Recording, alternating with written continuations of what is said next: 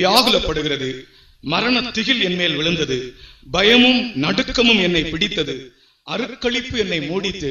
அப்ப அவனுடைய வாழ்க்கையிலே ஒரு நெருக்கடியான நிலைமையிலே போய் கொண்டிருந்தான்.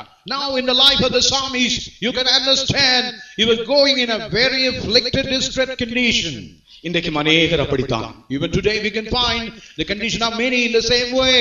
பிரியமானவர்களே, வெளியே பார்த்தால் தெரியாது, ஆனால் அநேகருடைய இருதயங்களுக்குள்ளே பயம், திகில், அவர்களுடைய ஜீவியத்திலே ஒரு விரக்தி, நான் எதற்காக ஜீவிக்கிறேன் என்கிற ஒரு எண்ணம், நான் ஜீவிக்கிறதை விட நான் மரித்தால் நலமா இருக்குமே என்ற ஒரு எண்ணம், இப்படி அநேகருடைய வாழ்க்கையில் இருக்கிறது.